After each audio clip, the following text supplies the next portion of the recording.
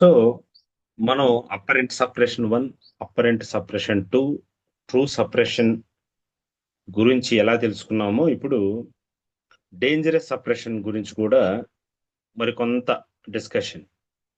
ఎప్పుడైతే ఈ closed సిస్టంలోకి disease వెళ్ళిందో liver, spleen, brain, heart, kidney అంటే ఇంకాస్త డీపర్ ఎక్కడికి కదలలేని పరిస్థితి ఉండటాన్ని క్లోజ్డ్ సిస్టమ్ అని అంటారు. దాని అవుట్లెట్ ఒకవేళ పెరిటోనియం మీద వచ్చిందని అనుకోండి, పెరిటోనియంలోకే ఆ డిశ్చార్జ్ అంతా అక్కడే ఉండిపోతుంది. అదే లివర్ లో ఒక యాప్సెస్ లాగా ఫార్మ్ అయితే ఆ యాప్సెస్ పస్ మెటీరియల్ అంతా లివర్ లోనే ఉండిపోతుంది. ఏది బయటకు వచ్చే అవకాశం లేదు. బయటికి రావాలి అని అనుకోవటం, బయటికి పంపించాలి అని అనుకోవటం బాడీ యొక్క ధర్మం అది. ఎందుకంటే అది ఒక క్లీనింగ్ ప్రాసెస్, ఎప్పుడు క్లీనింగ్ ప్రాసెస్ లో ఉంటుంది. బయటికి చెత్తంతా ఇచ్చేసి ఇంటర్నల్ గా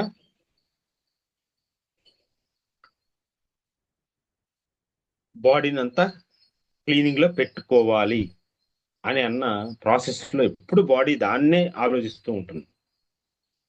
ఇప్పుడు అటువంటి సిస్టమ్ మొత్తం క్లోజ్ అయిపోతే దాన్ని డేంజరస్ సప్రెషన్ అని అంటారు.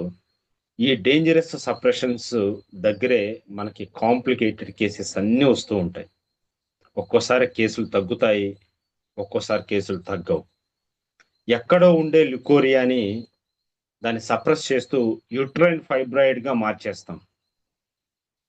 యూట్రైన్ ఫైబ్రాయిడ్ ఎక్కడికి బయటికి పోలేదు.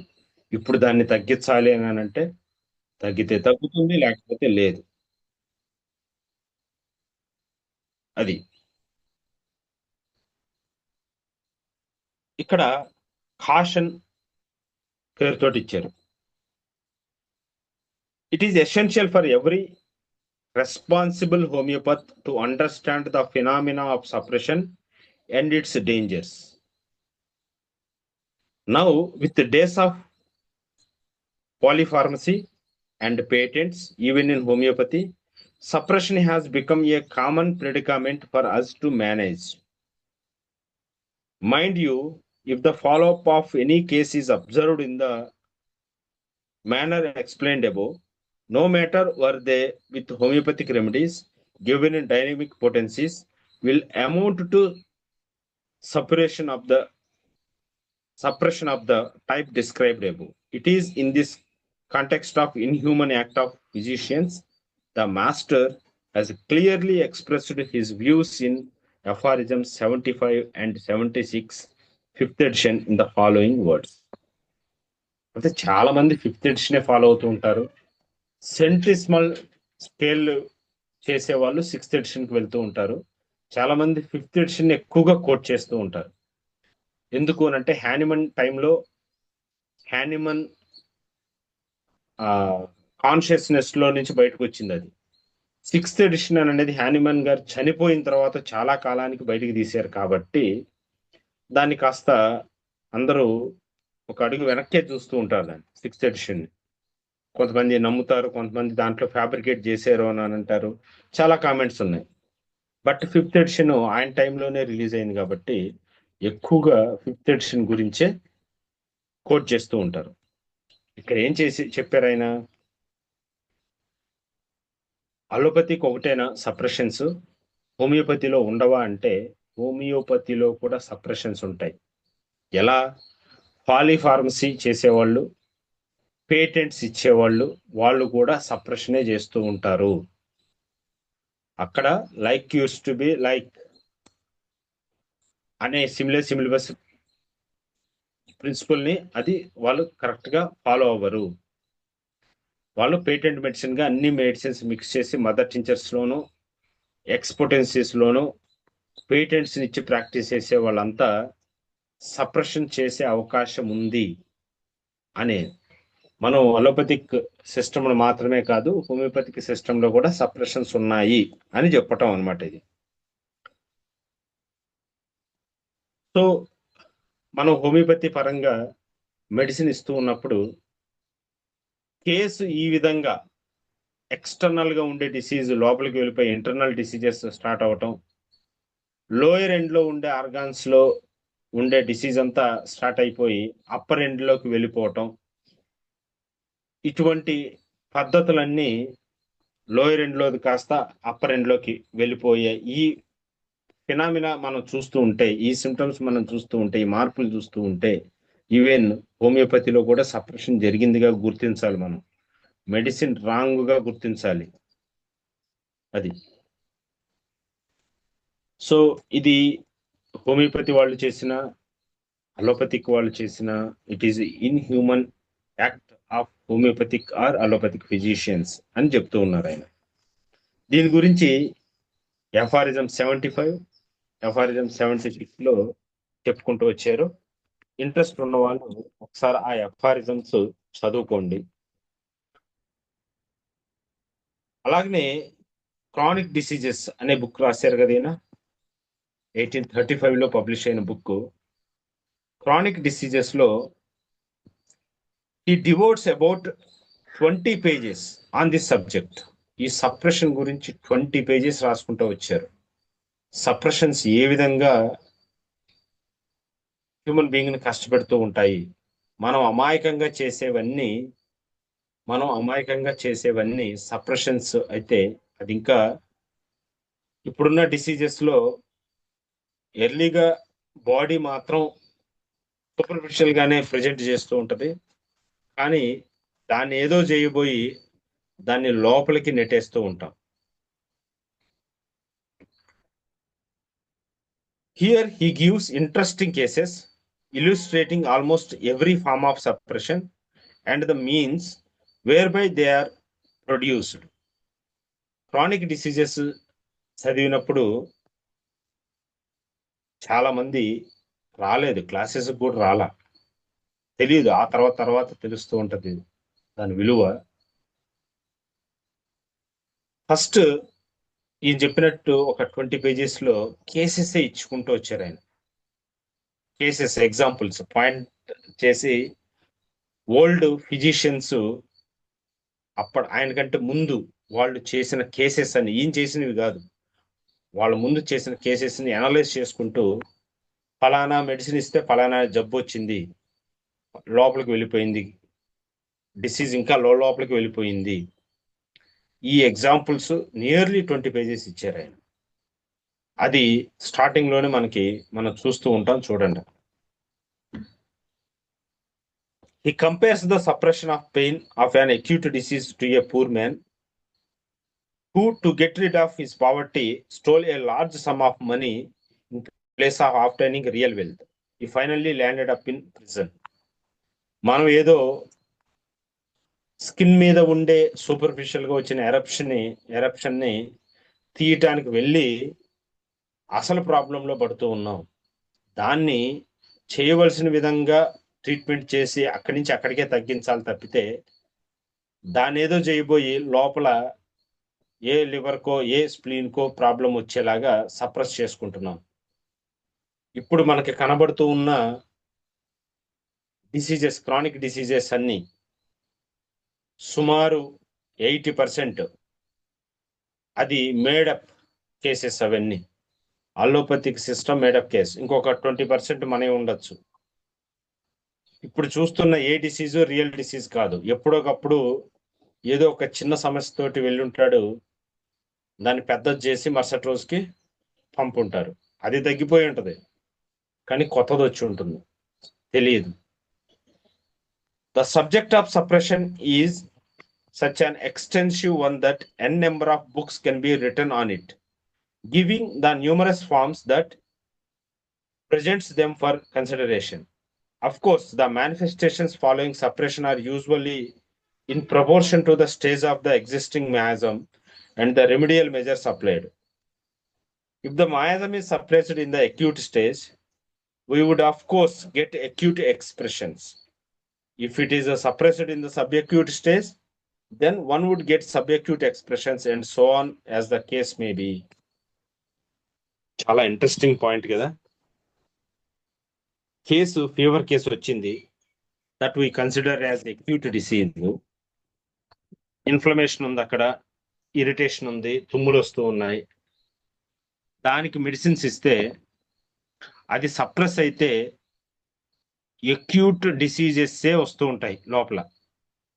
అంతేగాని అది క్రానిక్ అవ్వటం అనేది వెంటనే అవ్వదు. వెంటనే అవ్వదు.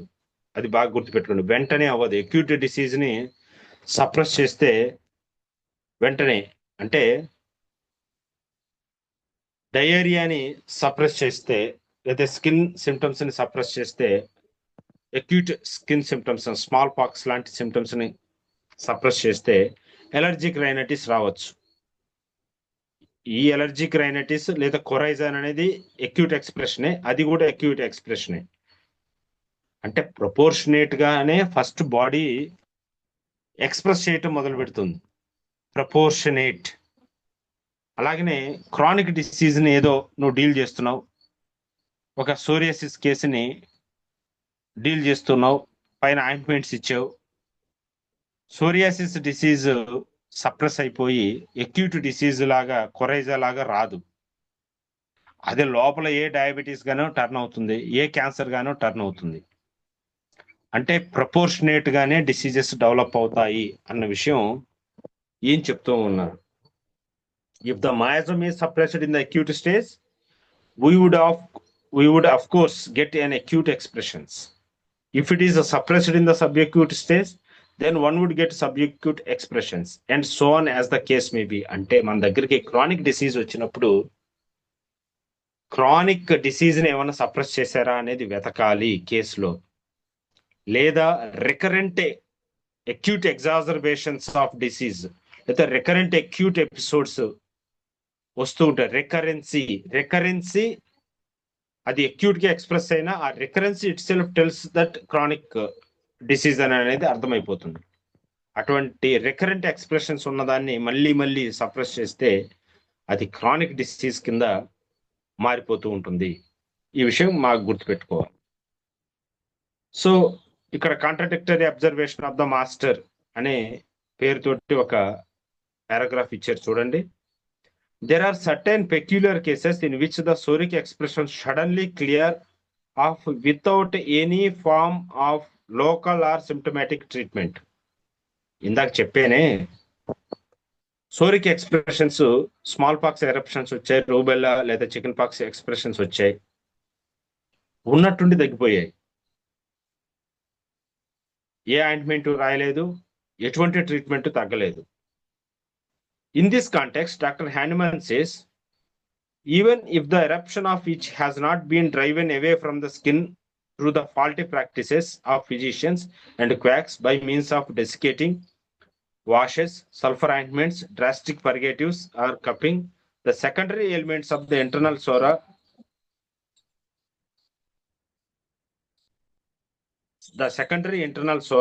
and any one of the innumerable chronic diseases flowing from this origin will then break out sooner or later, leaving aside such exceptional cases.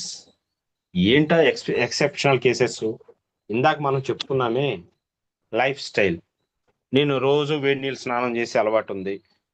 నేను హెడేక్ వచ్చినప్పుడంతా కాస్త స్ట్రాంగ్గా కాఫీ తాగుతాను. ఫుడ్డే, నేను మిరపకాయ బజ్జీ తింటాను. మన లైఫ్ స్టైల్, నేను లేట్గా నిద్రపోతాను లేకపోతే ఎర్లీగా నిద్రపోతాను, ఎర్లీగా నిద్ర లేస్తాను. That can suppress the symptom. So కొన్ని లైఫ్ స్టైల్కి సంబంధించిన పద్ధతుల్లోనే వాడి సప్రెషన్స్ జరుగుతూ ఉంటాయి. దాన్ని కూడా మనం గుర్తించగలగాలి. ఏమి చేయకుండానే అది ఎలాగ వెళ్ళిపోయి ఈ డిసీజ్ ఎలాగ వచ్చింది ఆ విషయాన్ని అప్పట్లోనే హ్యాన్మన్ గారు గుర్తించారు. దాన్ని బాగా ఒళ్ళు నొప్పులు, జ్వరం వస్తుంది, వేడి నీళ్ళ స్నానం చేసాము, ఒళ్ళు నొప్పులు జ్వరం తగ్గిపోయింది, తర్వాత తలనొప్పి వచ్చింది. వేడి నీళ్ళ స్నానాన్ని ఎవరైనా మందు అని అనుకుంటారా? ఈ విషయం రస్టాక్స్ ని డిస్క్రైబ్ చేస్తున్నప్పుడు కెంట్ రాస్తారు.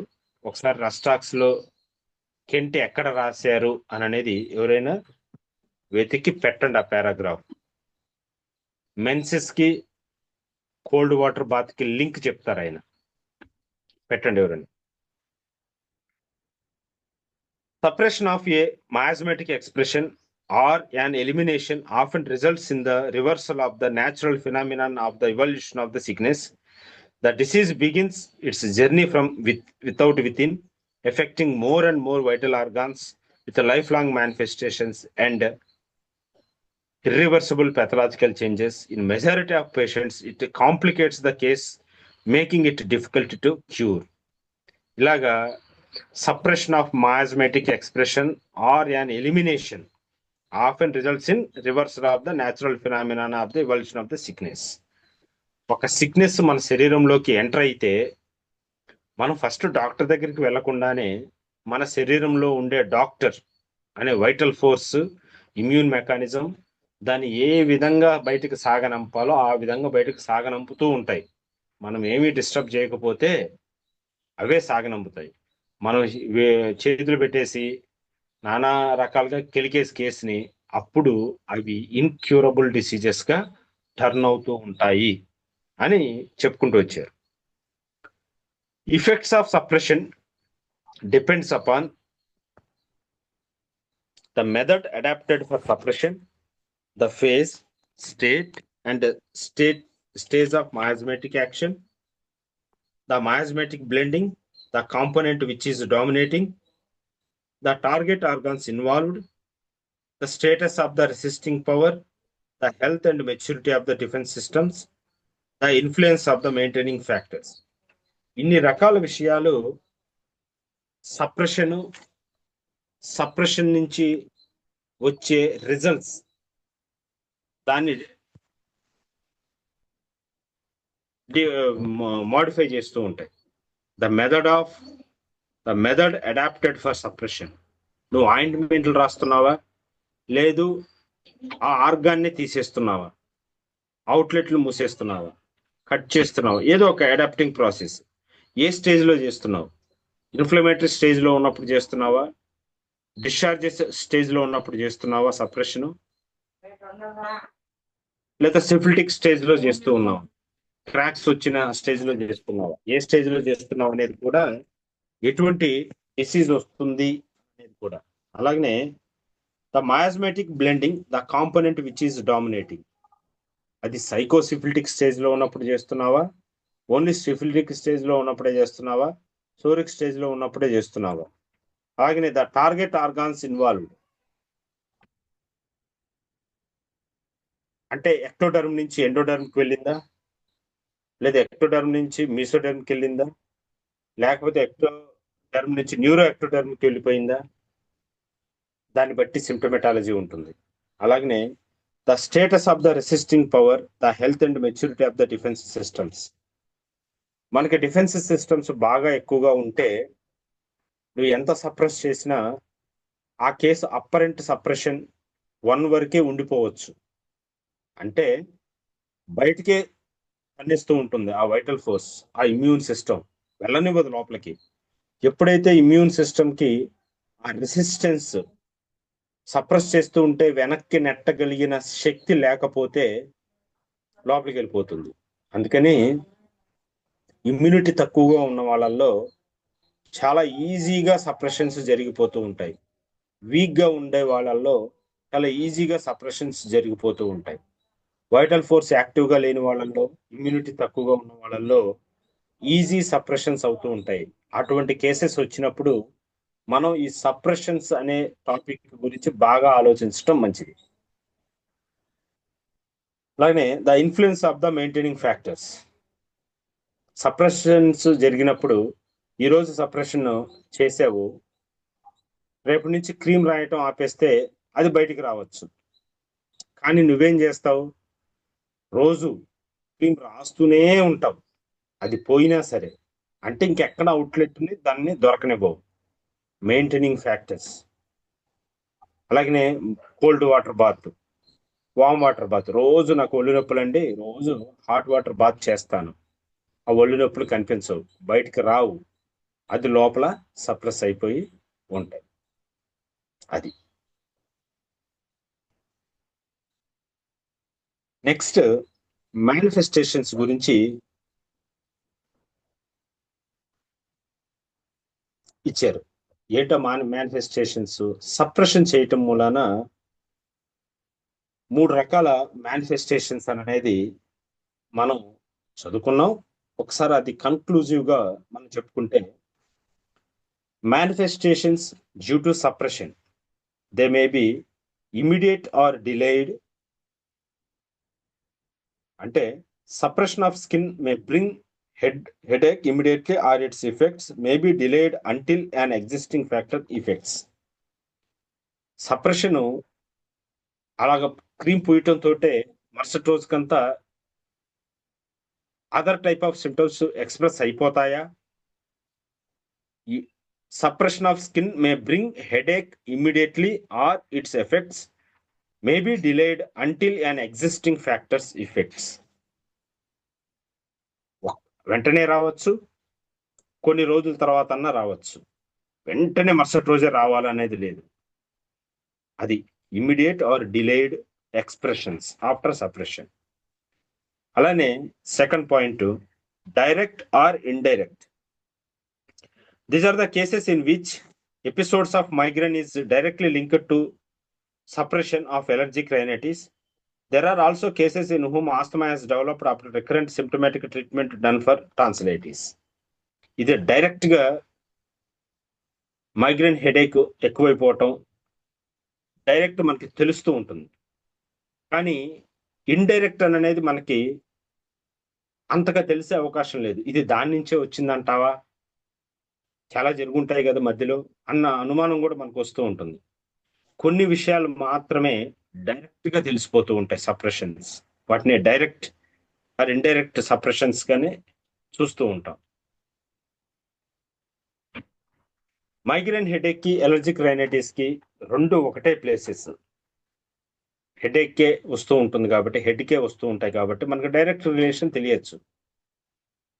కానీ టాన్సిలైటిస్ ఎక్కడే థ్రోట్ లో ఉండే ఇన్ఫెక్షన్ మైగ్రేన్ హెడేక్ కి కారణమైందా, ఇది మనం నిర్ధారించడం కొద్దిగా కష్టంగా ఉంటుంది.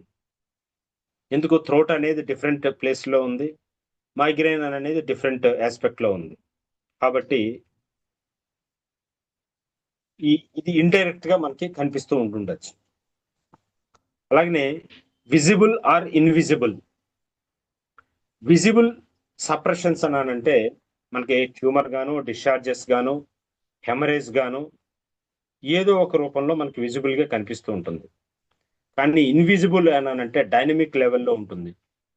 ఇన్సానిటీ, పిచ్చెక్కుతుంది, లేకపోతే విపరీతంగా కోపం వస్తూ ఉంది, చిరాకు పుడుతూ ఉంది. సప్రెషన్స్ జరిగిన తర్వాత మేనిఫెస్టేషన్స్ బయటికి ఎక్స్ప్రెషన్స్ కి ఏమీ లేవు, కానీ మైండ్ లో మాత్రం ఈ ఎక్స్ప్రెషన్స్ అన్ని కనిపిస్తూ ఉంటాయి. నా చిరాకుకి ఒకప్పుడు సప్రెస్ చేసిన ఒక జలుబో లేకపోతే ఇంకోటో కారణం అన్న సంగతి కూడా మనం గ్రహించలేం. అది ఇన్విజిబుల్, తెలీదు. చిరాక్కి, కోపానికి, మాటికి ఏడుపు వస్తుంది, ఇది వరకు అట్లాగే ఏడ్చేవని కాదు అని అంటే ఇది డైనమిక్ లెవెల్లో మైండ్ పార్ట్ లో ఎఫెక్ట్ చేసినట్టు ఇది. Next, dangers of suppressions. ఏంటా dangers? Let us enlist the consequences of suppression, which are as under. It produces internalization of the sickness. Suppression మూలన ఏం జరుగుతుంది, బయట ఉండే ఎక్కడో రోగాన్ని ఇంటర్నల్ గా తీసుకుని సిక్నెస్ కింద పెట్టుకోవటం జరుగుతుంది. It converts A curable case type 1 into a complicated, incurable or difficult to cure case type 2 or case type 3. Skin మీద ఉన్నప్పుడు అది కేస్ టైప్ 1, చాలా ఈజీగా చేయగలిగేది. పోనీ అప్పర్ రెస్పిరేటరీ సిస్టమ్కి వెళ్ళి కూర్చుంది టైప్ 2, అక్కడైనా సరే ఇబ్బంది లేదు. అక్కడ కాకుండా ఇంటర్నల్ గా క్లోజ్డ్ సిస్టమ్ లోకి వెళ్ళి కూర్చుంది టైప్ 3 కేసెస్. వీటిని కాంప్లికేటెడ్ కేసెస్ అన్నా. కాంప్లికేటెడ్ కేసెస్ సప్రెషన్ మూలాన కాంప్లికేటెడ్ కేసెస్ తయారయ్యే అవకాశం చాలా ఎక్కువగా ఉంటుంది.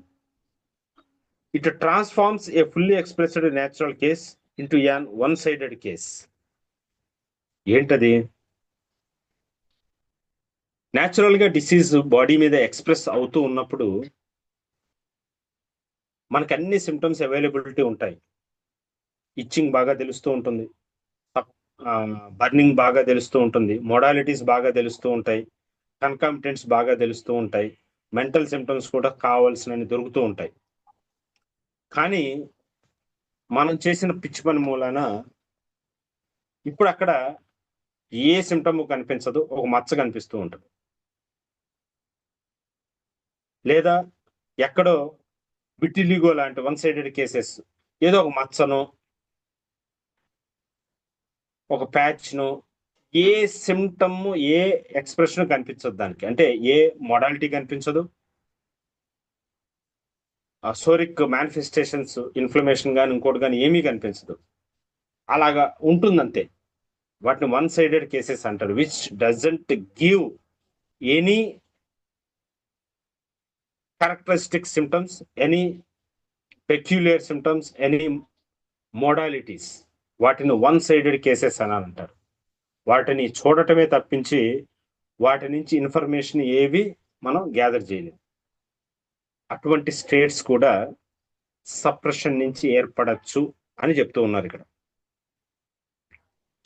It excites the rapid evolution of the stage and sensitivity of the active dominant miasm. Suppression మూలాన అప్పటి వరకు సోరిక్ ఎక్స్ప్రెషన్ తోటి ఉన్న డిసీజు స్పీడ్ అందుకుంటుంది, సిఫిలిటిక్ గా కూడా మారిపోవచ్చు, ఇంకా సెన్సిటివ్ గా మారిపోయి మనిషి ప్రాణాలకు అపాయం తెచ్చే డిసీజ్ లాగా స్టార్ట్ అవ్వచ్చు. ఫర్ ఎగ్జాంపుల్, ఆవిడికి మోషన్స్ అవుతున్నాయి, మోషన్స్ అవుతుంటే స్కూల్ టీచర్ స్కూల్కి వెళ్ళాలి, మోషన్కి మెడిసిన్స్ వేసేసుకుందామని మెడికల్ షాప్ ఎల్డోపర్ తీసుకుంది. మోషన్స్ అనేది సోరిక్ ఎక్స్ప్రెషన్, ఎల్డోపర్ తోటి అక్కడ మోషన్స్ బయటికి రాకుండా ఆపేసింది. ఇప్పుడు డిసీజ్ ఇన్వర్డ్ డెవలప్ అయ్యి బ్రెయిన్ ఎఫెక్ట్ చేసింది, బ్రెయిన్ ఎఫెక్ట్ చేసి బ్రెయిన్ ఇన్ఫెక్ట్ అయింది, ఆవిడ కోమాలోకి వెళ్ళింది. సుమారు 15-16 రోజుల పాటు కోమాలోనే ఉండిపోయింది. ఇలాగా డిసీజు సూపర్ఫిషియల్ గా ఉన్నదాన్ని it excites the rapid evolution of the stage and sensitivity of the active dominant miasm. అక్కడికి వెళ్ళి కూర్చుంది. అలానే స్కిన్ ఎక్స్ప్రెషన్ వాట్స్ ని సప్రెస్ చేసే ఉన్నాను, ఇప్పుడు ఇది వాటి ఎక్స్ప్రెషన్ లాగానే లోపలికి వెళ్ళి ఉండదు, క్యాన్సరస్ ఎక్స్ప్రెషన్ గా మారచ్చు. లేదా స్టేజ్ 1లో ఉండే ఒక డిసీజ్ నేను సప్రెస్ చేసావు, ఏమీ దాన్ని కెలక్కపోతే అది స్టేజ్ 1లోనే ఉండేది కాస్త మనం ఈ సప్రెషన్ చేయటం మూలాన స్టేజ్ 2 స్టేజ్ 3కి ఇమ్మీడియట్ గా వెళ్ళిపోతూ ఉంటాం. మేజర్ గా కొంతమంది క్యాన్సరస్ పేషెంట్స్ క్యాన్సర్ డిటెక్ట్ అయిన 2-3 నెలలకే చనిపోతూ ఉంటారు. వాళ్ళు వెళ్తే అప్పటి వరకు వాళ్ళు దాన్ని పట్టించుకున్నంత కాలం ఏమీ ఉండదు. ఎప్పుడైతే పట్టించుకునే ట్రీట్మెంట్ కీమోథెరపీ అది ఇదని చేయటం మొదలు పెట్టారో 2 months లోపే ఎగిరిపోతారు. కారణం ఇదే, డిసీజ్ ప్రాసెస్ ని చాలా ర్యాపిడ్ గా ముందుకు తీసుకుని వెళ్తూ ఉంటుంది. స్టేజ్ 1 నుంచి స్టేజ్ 2, స్టేజ్ 2 నుంచి స్టేజ్ 3కి తీసుకుని వెళ్ళిపోయి వెంటనే చనిపోయేలాగా చేస్తూ ఉంటుంది. It favours the blending of miasms. Psora తోటి మాత్రమే పుట్టిన డిసీజ్ని నువ్వు సప్రెస్ చేస్తే, నువ్వు సప్రెస్ చేయటం మూలాన మ్యూకస్ మెంబ్రెన్స్ కి వెళ్ళింది. మ్యూకస్ మెంబ్రెన్స్ లోకి డిసీజ్ రావటం అనేది ఒక సైకోటిక్ ఎక్స్ప్రెషన్. సో ఇప్పుడు సోరా కేసు కాస్త సోరో సైకోటిక్ కేసు అయింది, ఇంకాస్త సప్రెస్ చేస్తే సిఫిలిటిక్ కేసు అవుతుంది. This is nothing but blending of miasms. Different miasms అన్ని మిక్స్ అయిపోయి ఒక బ్లెండెడ్ కేసు ఏర్పడుతూ ఉంటుంది. It derails the defence system అని ఇచ్చారు. సో డిఫెన్స్ సిస్టమ్ అంతా చాలా డీపెస్ట్ పార్ట్ అది. బోన్ మ్యారో, అలాగనే లింఫాయిడ్ సిస్టమ్ మొత్తం ఒక అండర్స్టాండింగ్ తోటి చేసుకునే ఒక సిస్టమ్ అది డిఫెన్స్ సిస్టమ్. నువ్వు చేసిన పని మూలాన లోపల ఉండే ఈ లింఫాయిడ్ సిస్టమ్ కావచ్చు, బోన్ మ్యారో దగ్గర ఉండే ఆ బ్లడ్ సెల్స్ ఉండే ఇమ్యూన్ సిస్టమ్ కావచ్చు, మొత్తం డిస్టర్బ్ అయిపోతుంది. మొత్తం డిస్టర్బ్ అయిపోవటం, అక్కడికి వెళ్ళి డిసీజ్ కూర్చుందని అనుకోండి, ఇంకేం చేస్తుంది, ఇమ్యూన్ సిస్టమ్ సరిగ్గా పనిచేయదు.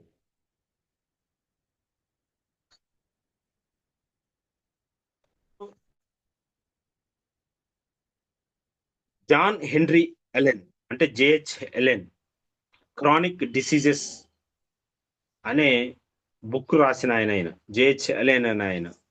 క్రానిక్ మయాజమ్స్ కాదు, సారీ, క్రానిక్ డిసీజెస్ కాదు, క్రానిక్ మయాజమ్స్ అనే బుక్ రాసిన ఆయన. హ్యాన్మన్ గారు క్రానిక్ డిసీజెస్ అని బుక్ రాశారు, ఈయన క్రానిక్ మయాజమ్స్ అని బుక్ రాశారు, జేహెచ్ ఎలెన్. ఇద్దరు మయాజమ్స్ గురించి రాసిన వాళ్ళే. ఆయన ఈ సప్రెషన్ గురించి ఒక మాట అన్నారు అన్నట్టుగా రాశారు ఇక్కడ. Has caused the homoeopathic fraternity in the following words: the suppressive